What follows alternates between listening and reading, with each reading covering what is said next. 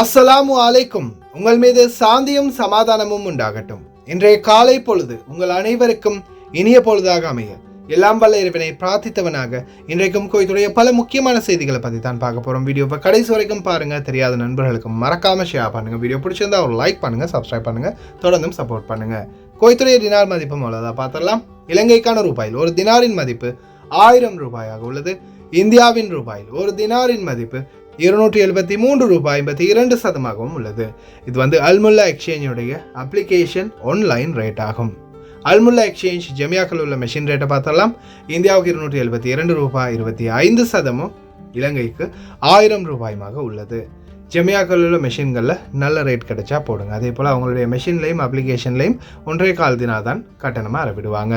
கோயத்துடைய பல எக்ஸ்சேஞ்சுகள்லையுமே அக்கௌண்ட் நம்பரை மறைச்சிடுறாங்க. இதை பற்றியும் உங்களுக்கு தொடர்ந்துமே தெரியாத நீங்கள் ஏதாவது ஒரு புதிய எக்ஸ்சேஞ்சுக்கு பழைய பட்டு சீட்டோட போகிறீங்களா இருந்தால் நிச்சயமாக அதில் அக்கௌண்ட் நம்பர் இருக்கா அப்படின்றத செக் பண்ணிக்கோங்க. அப்படி இல்லாத பட்சத்தில் எழுதிட்டு போனாலும் பிழை இல்லாத அக்கௌண்ட் நம்பர் எழுதிட்டு போங்க. ஏதாவது ஒரு நம்பர் பிழைச்சாலும் கூட உங்களுடைய பணம் நாட்டுக்கு போய் சேராது. அந்த பணத்தை திரும்ப பெறணுமா இருந்தாலும் ரொம்ப நாட்களாகவும் மறுபடியும் கட்டணம் செலுத்த வரும். அதே போல் நீங்கள் பணத்தை அனுப்பிட்டீங்கன்னா அதுக்கப்புறம் ரிசிப்டை நீங்கள் எடுக்கும்போது அதில் ரேட்டு சரியாக விழுந்திருக்குதா, அதே போல் அக்கௌண்ட் நம்பர் சரியாக இருக்குதா, பேர் சரியாக இருக்குதா, பேங்க் நேம் சரியாக இருக்குதா, எல்லாமே மறுபடியும் இருக்கா செக் பண்ணி பார்த்துக்கோங்க எக்ஸ்சேஞ்சை விட்டு வெளியாகிறதுக்கு முன்னாடி. யுனைடெட் கல்ஃப் எக்ஸ்சேஞ்ச் கார்பரேஷன் இந்தியாவுக்கு பணம் அனுப்பு 750 ஃபில்ஸும் இலங்கை பணம் அனுப்பு 1 தினாரும் கட்டணமாக அறவிடுறாங்க. அல்சாமில் எக்ஸ்சேஞ்ச் கார்பரேஷன் 1 தினார் மட்டுமே கட்டணமாக அறவிடுறாங்க. யூஜே எக்ஸ்சேஞ்ச் கார்பரேஷன் 1 தினார் மட்டுமே கட்டணமாக அறவிடுறாங்க. Kuwait Asian international exchange 750 fils மற்றும் 500 ஃபில்ஸ் 1 தினார் போன்ற கட்டணங்களும் அறவிடுறாங்க. குவைத்தில் Alnada, ARY, Amman exchange, UJ, Alsamil, Ansari exchange, Lulu exchange, Joyalukkas, KBE, UAE, Oman exchange, Bahrain exchange, BEC, Wall Street exchange, Sajil exchange, Malik exchange, international exchange, இது போன்ற இன்னும் பல எக்ஸ்சேஞ்சுகள் இருக்குது. குறிப்பாக இந்த நாட்களில் பல எக்ஸ்சேஞ்சுகள்லையுமே கட்டணம் பார்த்தீங்கன்னா 1 தினார் 750 ஃபில்ஸ், 900 ஃபில்ஸ், இது போன்ற வெவ்வேறு கட்டணங்கள் தான் நடப்பிடுறாங்க. இந்தியாவை பொறுத்தவரையில் பல எக்ஸ்சேஞ்சுகளுமே 273 ரூபாய், இப்போ ரீசெண்டாக கூட 274 ரூபாய் வரைக்கும் போயிருந்துச்சு.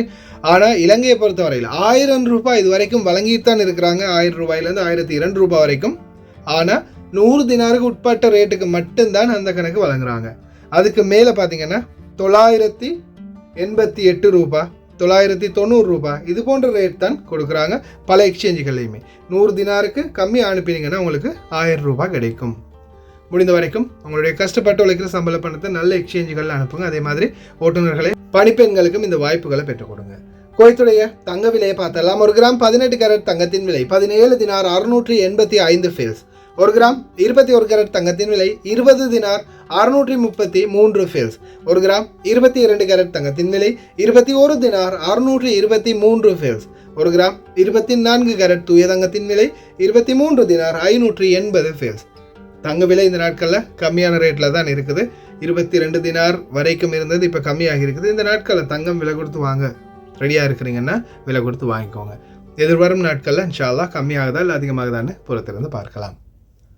டெலிவரி ஆர்டர் 5 நிமிடம் தாமதமானதால் துப்பாக்கிச்சூடு நடத்தப்பட்ட இலங்கையர் நாடு திரும்பினார். அதே போல ஃபர்வானியா கவர்னரேட் கைத்தான் பகுதிகளில் அதிரடியான சோதனைகளை ஆரம்பித்த ரெசிடென்சி அஃபேர்ஸ். இறந்தவரின் உடலை முன்னாடி வைத்துக்கொண்டு டிக்டாக் போட்ட நபர் வீடியோ சமூக வலைத்தளங்களில் பரவியதை அடுத்து பதற்றமான சூழல், கைது செய்ய கோரிக்கை. குவைத்துடைய அனைத்து கவர்னர்களையும் சுத்திகரிப்பு பணிகள் ஆரம்பம். அதே மாதிரி தோஹா பகுதிகளில் அதிரடி சோதனைகள் விரைவில். தொடர்ந்துமே கொடுத்த வேலையை சரியாக செய்கிற மாதிரி செஞ்சுக்கிட்டு இருக்கிறாரு. ரோடுகளை பற்றி கம்ப்ளைண்ட் பண்ணுறதுலேயே மும்முரமாக இருக்கிறார் நம்மளுடைய அப்புச்சி. வாங்க அனைத்து தகவல்களையும் பார்க்கலாம். குவைத்துடைய வானிலை ஆய்வாளர் ஈசா அல் ரமதான் ஜூலை மாதம் நவீன வரலாற்றில் 3 வெப்பமான நாட்களை கொண்டதாக இருக்கும் என்று தெரிவித்திருக்கின்றார். அதே போல திங்கட்கிழமையில் இருந்து 3 நாட்களுக்கு தொடர் வெப்பநிலை இருக்கும். அதே போல் 13.5 மணி நேரம் இந்த வெப்பம் நீடிக்கும் அப்படின்னு தெரிவிச்சிருக்காங்க அல் உஜைரி ஆய்வு மையம். தயவு செய்து ரொம்ப கவனம். வெளியில் தெரிகிறவங்க குறிப்பாக இந்த வெயில் நேரங்களில் வெளியில் வெப்ப சூழலில் வேலை செய்யாதீங்க. காலையில் 10 மணிலேருந்து 4 மணி வரைக்கும் வேலை செய்கிறத தடை பண்ணியிருக்கிறாங்க வெயில் நேரத்தில். அதே ஞாபகத்தில் வச்சுக்கோங்க, ரொம்ப கவனம். இந்த தகவலை பார்த்துட்டு போயிடலாம். இப்போ ரீசண்டாக இவர் நேற்றைய தினம் நாட்டுக்கு போயிருக்கிறாரு. சாகர் எனப்படக்கூடிய அந்த சகோதரர் இவர் வந்து டெலிவரி ஆர்டர் ஜஹராவில் வந்து பாலைவனத்துக்குள்ளே போகும்போது 5 நிமிடம் லேட்டாக போயிட்டார் அப்படின்றதால துப்பாக்கிச்சூடு நடத்தப்பட்டது. அதன் பிறகு வைத்தியசாலையில் அனுமதிக்கப்பட்டிருந்தார். இது சம்பந்தமான மேலதிக விசாரணைகள் போயிட்டு இருந்துச்சு. இது எல்லாத்துக்கும் முன்னாடி இந்த தகவலை இவருக்கு துப்பாக்கிச்சூடு நடத்தப்பட்டதா அந்த தகவலை முதலாக நான் செய்தியில் போடுறேன். 14ஆம் தேதி ஜனவரி 2024 இவருக்கு துப்பாக்கிச்சூடு நடக்குது. 13ஆம் தேதி ஜனவரி இரவு. அதுக்கப்புறமா 2வது தடவையும் இவருக்கு நடந்த சம்பவத்தை பற்றி நான் ஒரு வீடியோ போட்டிருந்தேன். ஜனவரி 16ஆம் தேதி 2024 1ஆம் மாதம் ஜனவரி 16ஆம் தேதி இதை வந்து தூதரகத்துக்கு சொன்னதே நான் தான். இல்லைனா தூதரகத்துக்கு கூட தெரியாது இப்படி ஒருத்தருக்கு துப்பாக்கிச்சூடு நடந்தது. ஆனால் இலங்கையினுடைய செய்திகள் කුවේටි වසර 6ක් රැකියාවේ නිරතව සිටි සාගර ලක්ෂ්මන් තිලකරත්න නම් ශ්‍රී ලාංකිකයෙකු එරටදී වෙඩි ප්‍රහාරයකට ලක්ව පුවතක් අබ පසුගිය පෙබරවාරි 23 වෙනිදා என்ன பேக் டு பேக் விசித்துன்னு வருதுன்னு பார்க்குறீங்களா? 23ஆம் தேதி பிப்ரவரி 23ஆம் தேதி அவங்க செய்தியில் போட்டாங்களாம். இப்போ பிப்ரவரி 23ஆம் தேதி ஜனவரி 14ஆம் தேதி இந்த சம்பவம் நடந்து அடுத்த நாளே நான் என்னுடைய செய்தியில் இதை பற்றி வீடியோவை பப்ளிஷ் பண்ணிட்டேன். தூதரகத்தில் அதிகாரிகளே கால் பண்ணி கேட்குறாங்க, என்ன நீங்கள் பொய்யான செய்தியெல்லாம் போடுறீங்க, அப்படி எங்களுக்கு ஒரு கம்ப்ளைண்ட்டே வரல, அது எப்படி நீங்கள் இப்படி பொய்யெல்லாம் போடுவீங்க அப்படின்னு. பொய்யா இந்த வாட்டில் இந்த இலக்கத்தில் இந்த கட்டியில் இருக்கிறாரு போய் பாருங்கள் அப்படின்னு சொல்லி தூதரக அதிகாரி முன்னாள் தொழிலாளர் சம்மந்தப்பட்ட அதிகாரி ஜானக் அவர்களுக்கு நான் சொன்ன பிறகு அவர் போய் பார்த்தாரு. உண்மையான சம்பவம். அதுக்கப்புறமா தான் தூதரகம் அவரை கட்டுப்பாட்டுக்குள்ளே எடுத்தாங்க. ஆனால் இந்த சகோதரர் இப்போ நாட்டுக்கு நேற்று போனதுக்கப்புறமா விமான நிலையத்தில் மனித உரிமைகளுக்கான அதிகாரிகள் சந்திச்சிருந்தாங்க. அதே போல் ஊடக சந்திப்பில் அவர் சொல்கிறது என்னென்னா, தூதரகத்தால் தான் எனக்கு வந்து அநீதி இழைக்கப்பட்டுச்சு, அவங்க வந்து சரியான நேரத்துக்கு என்னைய வழக்குக்கு கூட்டிகிட்டு போகலை, அதே மாதிரி எனக்கு வந்து சரியான நியாயம் பெற்றுக் கொடுக்கல அப்படின்னு. ஆனால் இந்த சகோதரர் தூதரகத்தில் இருக்கும்போது தூதரக அதிகாரிகளுடைய அறைகளுக்கு பக்கத்திலேயே அவருக்கு ஒரு அறை கொடுத்து பாதுகாப்பாக வச்சுருந்தாங்க. ஏன்னா அவர் ஒரு கிரிட்டிக்கலான சுச்சுவேஷனில் இருக்கிறார், அவருக்கு ஆபத்துகள் மீண்டும் வரலாம் அப்படின்றதால. அதே போல் தொடர்ந்தும் அவருடைய வீட்டு ஆட்களோட பேசினது, அவரோட பேசினது, தொடர்ந்துமே அவருடைய பிரச்சனைகளை பற்றி நாங்கள் விசாரிச்சுக்கிட்டே இருந்தோம். நான் ஆரம்பத்திலே அவர்கிட்ட கேட்டேன், ஏதாவது பிரச்சனை இருக்குதா, தூதரகத்தால் உங்களுக்கு ஏதாவது அநீதி இழைக்கப்படுதா, உடனே சொல்லுங்க அப்படின்னு சொல்ல, அந்த நேரத்தில் எதுவுமே பேசாமல் இருந்துட்டு இல்லை எல்லாமே சரியாக நடக்குதுன்னு இப்போ நாட்டுக்கு போன பிறகு தான் இவருக்கு தைரியம் வந்திருக்குது.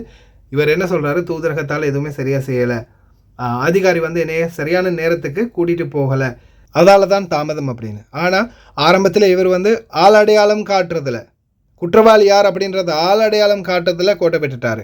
அங்கனைக்கு அவர் பிழையான ஒரு நபரை தான் காட்டினது.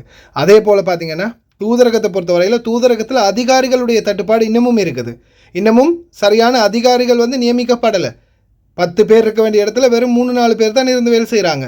முக்கியமாக அதிகாரிகளை நிச்சயமாக இன்னும் அதிகமாக நியமிக்கணும்.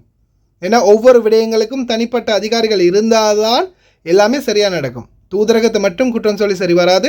வெளிநாட்டு வேலைவாய்ப்பு பணியகம் நிச்சயமாக தூதரகங்களுக்குரிய அதிகாரிகளையும் சரியாக நியமிக்கணும், அனுப்பணும். அதுதான் முக்கியமான வேண்டுகோள். இவருடைய வழக்கு இப்போ இங்கே பவர் ஆஃப் பட்டாணியில் வேறொரு லோயர் கையில் கொடுத்துருக்குறாங்க. நிச்சயமாக அவருக்குரிய நியாயம் பெற்றுக் கொடுக்கப்படும். ஆனால் வழக்கு போயிட்டுருக்குது. வழக்குன்றது தெரியும் தானே, கோர்ட்டில் வந்து கேஸ் போணுச்சுன்னா அது எப்படியுமே இழுபட வேண்டியது தான். பார்க்கலாம் இன்ஷா அல்லாஹ். இந்த வீடியோ காட்சியை நான் எதுக்காக கொண்டு வந்திருக்கிறேன்னா, இதை நீங்கள் டேட்டை பாருங்கள். 13 ஜூலை 2024 10:42 நானும் மாமாவும் வண்டியில் போகும்போது ஒரு வீடியோ காட்சி எடுத்தோம். நேற்றைய தினம் ஒரு செய்தி போட்டிருப்பேன்னு பார்த்துருப்பீங்க. ஒரு நேபாளி சகோதரருடைய கால் வந்து துண்டாகிடுச்சு, ஒரு வண்டி வந்து தண்ணி லாரியில் அந்த பவுசரில் மோதினதாலன்னு, குவைட்டியுடைய வண்டி. இப்போ நீங்கள் பார்த்துட்டு இருக்கிறது சொக்ஸோடு இருக்கிற அவருடைய ஒரு கால் துண்டு தான். கால் அப்படியோ துண்டாகிடுச்சு. بلدية لا نقول كذي وقف صير هذا إذا أي واحد إذا ماكو تجي بريك يراح يجي دام كسر ريولهم.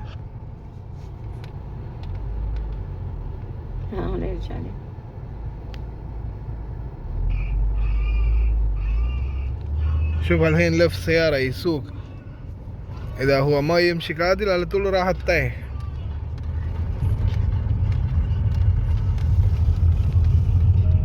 இப்போ நீங்கள் இந்த பார்த்த வீடியோ தான் நான் உங்களுக்கு முன்னாடி காட்டினது 13ஆம் தேதி, கடந்த 13ஆம் தேதி எடுத்த வீடியோ.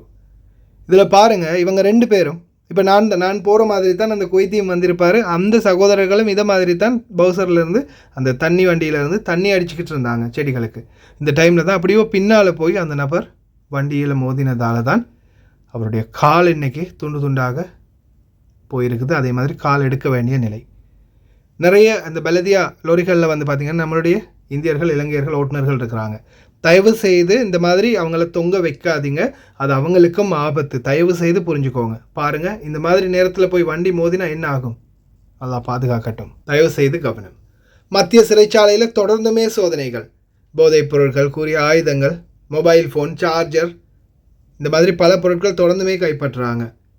மத்திய சிறைச்சாலைகளில் யாராவது இருக்கிறாங்களா, பார்க்க போகிறீங்களா? மறக்காமல் இதை ஞாபகப்படுத்திங்க. எந்த ஒரு பொருளையுமே யார் கொடுத்தாலும் வச்சுக்காதீங்க அப்படின்னு.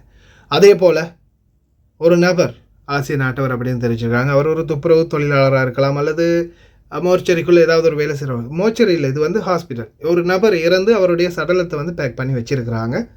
அவருடைய சடலத்தை முன்னாடி வச்சுக்கொண்டு இந்த நபர் வந்து வைத்தியசாலையில் வீடியோ போட்டுக்கிட்டு இருக்கிறாரு.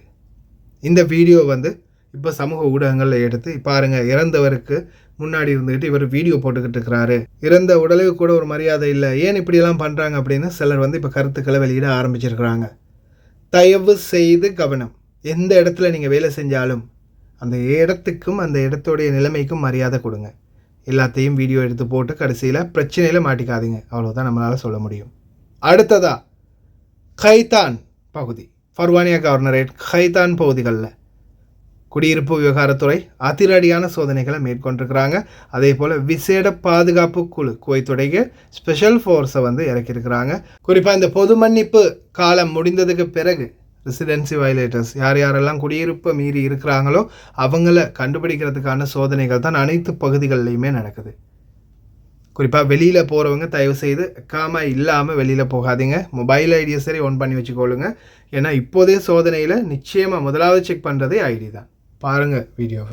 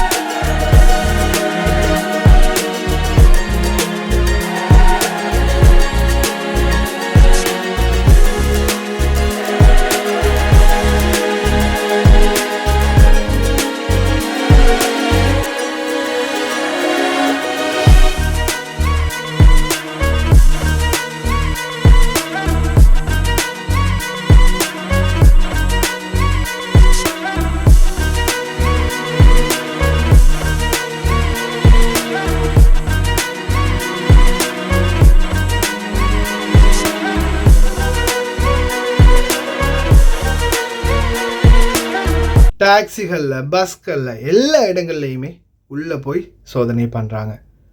இவங்க தான் ஸ்பெஷல் ஃபோர்ஸ் குவைத்துடைய விசேட பாதுகாப்பு குழுவை வந்து களத்தில் இறக்கியிருக்கிறாங்க உள்துறை அமைச்சகம். தயவு செய்து ரொம்ப கவனம். அக்காமா இல்லாமல் தயவு செய்து வெளியில் நடமாடாதீங்க.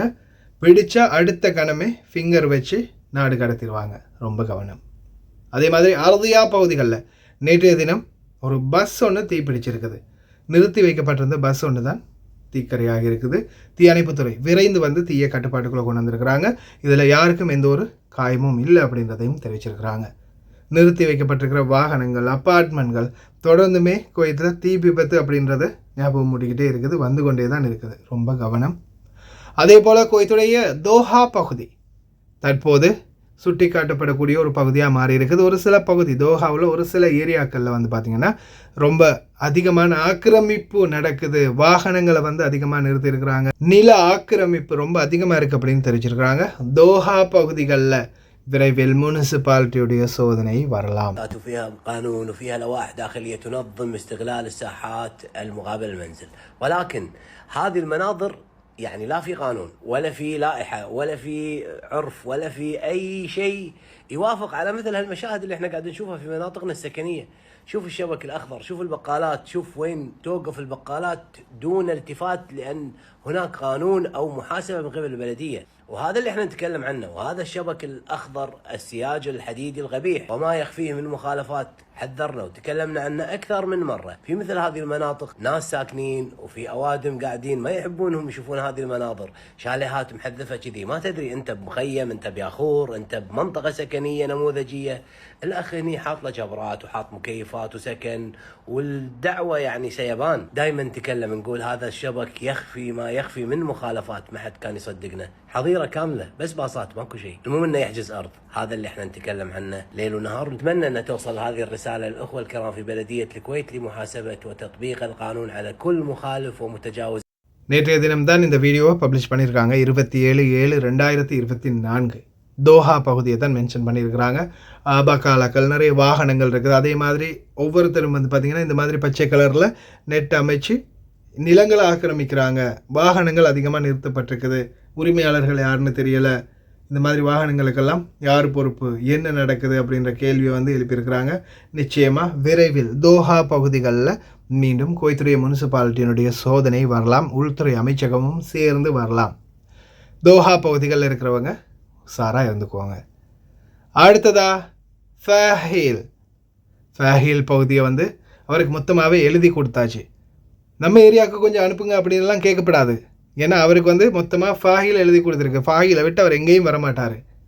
இப்போ அவருக்கு கொடுத்துருக்கிற டாஸ்க் என்னென்னா, ரோடுகளில் எங்கெங்கே பள்ளம் இருக்கோ அதை வந்து முதல்ல நீங்கள் எக்ஸ்போஸ் பண்ணுங்கள், அந்த வீடியோவை பப்ளிஷ் பண்ணுங்கள். நல்ல மனுஷன்ப்பா, சொல்கிற பேச்சை கேட்டுருவார். பாருங்கள். شوفوا يا جماعة الشارع هذا على أطمام المرحوم الوزيرة والله ما قصرت، بس الإيد واحدة ما تصفق.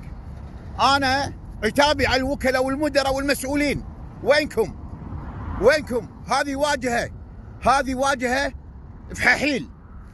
يعني أنتم قاعدين مكاتبكم يا الوكلاء يا المدراء يا هيئة الطرق، ما تشوفون الشارع هذا كسر سيارة المواطنين، بهذل سيارة المواطنين. ما يصير أنت قاعد مكتبك حاطك سكرتارية وحاط لك موظفين قاعدين بس ما يطلعون، خلي ينزلون الشارع يشوفون شنو صاير شنو اكو. لما ينزلكم فيديو انتم يا مدراء يا وكلاء تقولون حق الموظفين اللي عندكم روحوا طالعوا الشارع شنو فيه، تسوي لي الشارع نصه وتخلي الشارع هذا كله تنطر الجسر لما يخلص. ما يصير يبوي. الله يخليكم، سياراتها تعبت، احنا تعبنا، المواطنين تعبت. هذه واجهة. احنا نقولكم الله يخليكم يا وكلاء، ساعدوا يا مدراء، ساعدوا الوزيرة. شوف هذا الشارع، شوف القار يا جماعة، شوف القار ايش حالاته، شوف مسوي النصه ومخلي النصه. يا وكلاء يا مدراء تحركوا شوية، ساعدوا الوزيرة. ما يصير هيئة الطرق والله تكسر سيارة المواطنين، والله تعبنا. بس حنا ما راح نسكت. كل اسبوع يا وزارة الاشتغال راح ينزل فيديو كل اسبوع. اليوم تاريخ 27، اليوم 7 وراح ننزل. شكرا يبا، شكرا. الله يعطيك العافية. الله يطول العمر. مشكور ما تقصر. கடலோரங்களுக்கு போகிறவங்க, தயவு செய்து கடற்கரைகளுக்கு போகிறவங்க குப்பைகளை வீசாதீங்க.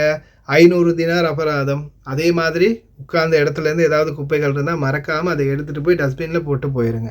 ஏன்னா நம்ம மேலே தான் குற்றம் சாட்டுறாங்க. பாருங்கள். السلام عليكم، صبحكم الله بخير اخواني حبايبي هلي. شرطة البيئة بلدية الكويت، الهيئة العامة للبيئة، صبحكم الله بخير. اليوم يوم السبت الموافق 27/7/2024. أمس جمعة صورت تقريبا 7 أكياس لقيتهم، صورتكم نزلت اليوم. اليوم يوم السبت طبعا. شوف 1 2 3 4 5 6 7 والحفاضات. هذا الشاطئ الحين غيرنا اسمه من شاطئ البلاجات إلى شاطئ الوصاخة والإهمال. والحفاضات. ها شوف هذا غير اللي بالشاش ترى. غير البشاش شوفوا. طبعا هذه الأغراض ما عليك منهم. تبي ماء قنبار.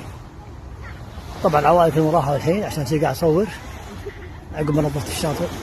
زين بالشغلة إن في ناس يشوفونك تنظف يدعون لك. كل كلمة أحسن من الثانية. الله يبارك فيك، الله يغنيك، جزاك الله خير، يعطيك العافية. كلام يبرد القلب والله العظيم، يبرد يثلج القلب. والحمد لله على الشغلة هذه، والله معطيني إن شاء الله كل شيء. يا بيئة، يا بلدية، تكفى يا شط البيئة، تعالوا خالفوا، تعالوا خالفوا، والله بس شبعنا، والله شبعنا. ترجيناكم قلنا لكم تكفى، لو سمحتوا قلنا ماشي، تبون نبوس يدكم هم نبوس يدكم، ما عندنا مانع، بس تعالوا نطفوا الشاطئ هذا، خلوا الكويت حلوة ونظيفة وخضراء. يا عيال حلال، والله الله حفظ على كل مكان، الوساخة في كل مكان. طالع يلا ترضون كذي؟ يسألوني من اسمك، إذا جيت حق شط البيئة ولا حق البلدية اسمك، يبغى اسمي ناصر الكنديري مو بدر. المكان هم يسأل عن اللوكيشن كافة. هذا هو شاطئ البلاجات، هذه النخبة فوق، عرفتوا؟ நல்ல ஞாபகம் வச்சுக்கோங்க. குப்பைகளை வந்து நீங்கள் கடற்கரை ஓரங்களில் கொட்டினீங்களா இருந்தால் நிச்சயமாக 500 தினார் அபராதம். அது நீங்கள் ஒரு டொஃபியை சாப்பிட்டு ஒரு சாக்லேட்டை சாப்பிட்டு கீழே போட்டாலும் சரிதான், 500 தினார் அபராதம். அதே போல் கடலோரங்களில் தடை செய்யப்பட்ட இடங்களில் மீன்கள் பிடிப்பாட்டிங்கன்னா 5000 தினார் அபராதம். இந்த 500 தினாராக இருக்கட்டும் 5000 தினாராக இருக்கட்டும், அதை நீங்கள் கட்டி முடியும் வரைக்கும் இந்த நாட்டை விட்டு போக முடியாது, பயணத்தடை போட்டுருவாங்க. அதனால் தயவு செய்து ரொம்ப கவனம், குப்பைகளை முடிந்த வரைக்கும் குப்பைகளை போடாதீங்க.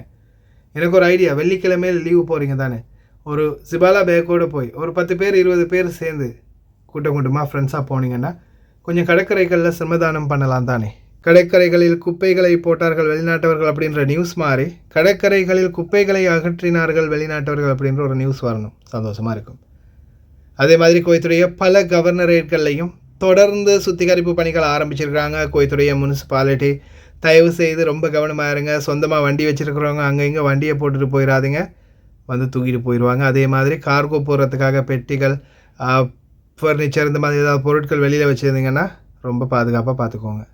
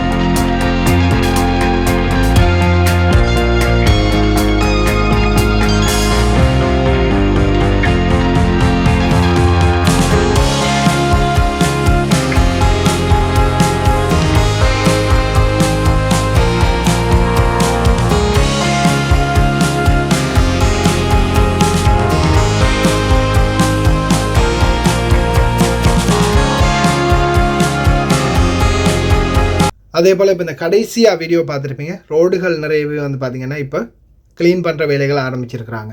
குறிப்பாக இரவு நேரங்களில் பயணிக்கக்கூடிய டெலிவரி ஓட்டுநர்கள் தயவு செய்து, நிறைய பேர் வந்து இந்த ஃபோனையை பார்க்குறதுக்கு காரணம் இது லொக்கேஷனை பார்ப்பீங்க, மெசேஜை பார்ப்பீங்க, ஆர்டரை வந்து செக் பண்ணிகிட்டு இருப்பீங்க.